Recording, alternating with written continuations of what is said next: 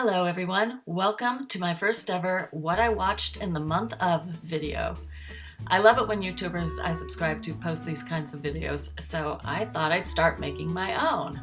Here we go. In alphabetical order, Aftersun from 2022 is the first movie on this list.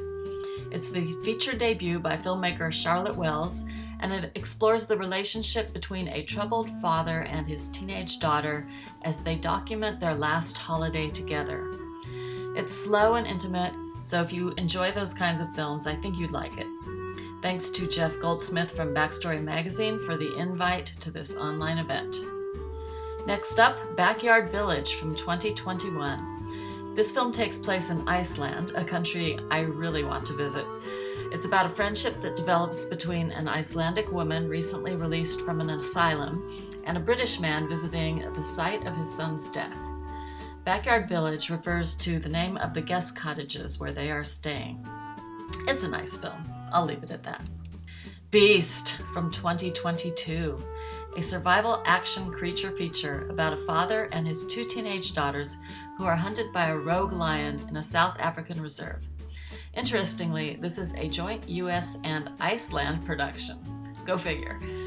Idris Elba plays the father. He's good, but the script really isn't. The family does some very dumb, illogical things, and I was irked watching it. The CGI animals were very realistic, though. Calibre, which I keep wanting to call Calibre, a thriller from 2018, written and directed by Matt Palmer. The film is about the strained relationship between two friends who go on a weekend hunting trip in the Scottish Highlands. I really enjoyed this movie. I had no idea where it was going, but I was on the edge of my seat the entire time. I'm not going to spoil anything, so just watch it. It's currently playing on Netflix in the US. Chocolat, a dreamy fable from 2000. It stars Juliette Binoche as a French woman who opens a chocolate shop in a small French village during Lent, scandalizing the town.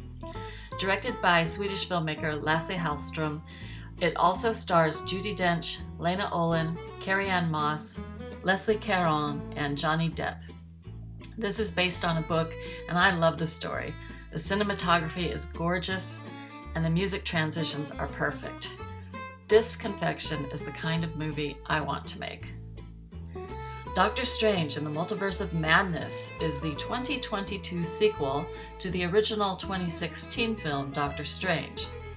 This is a Marvel superhero film starring Benedict Cumberbatch and directed by Sam Raimi.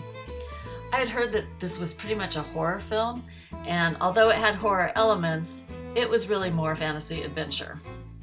Also, there wasn't a lot of multiversing going on. I do think I'm suffering from superhero fatigue, so I wasn't really blown away by it. This was my second viewing of Glass Onion from 2022, mostly to experience all the clues that I missed the first time around. The cast is amazing. Daniel Craig, Edward Norton, Janelle Monáe, Kate Hudson. It's a fun story, but a little too long in the second act. I'm not sure how I'd fix it, but at almost 2 hours and 20 minutes, it just could have been shorter.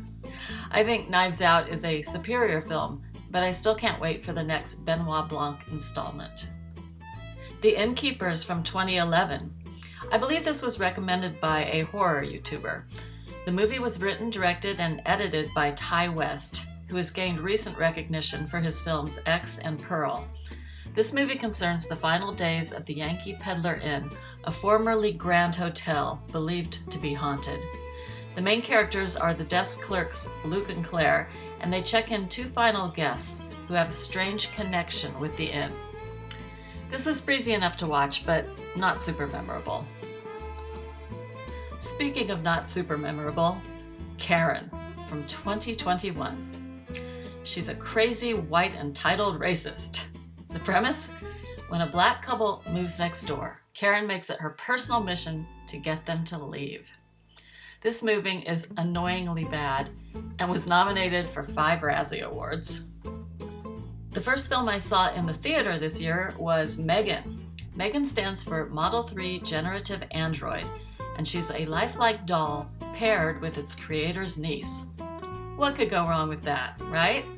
Now I know this isn't an original concept, AI run amok, but I love AI run amok films. From Westworld to The Terminator to Ex Machina, these are my kind of movies. And I loved Megan. I'll definitely watch the film again, and I look forward to her return in the sequels as well. Mrs. Harris Goes to Paris from 2022 is the remake of the 1992 movie Mrs. Harris Goes to Paris. I've seen them both. This was even my second watch of the remake.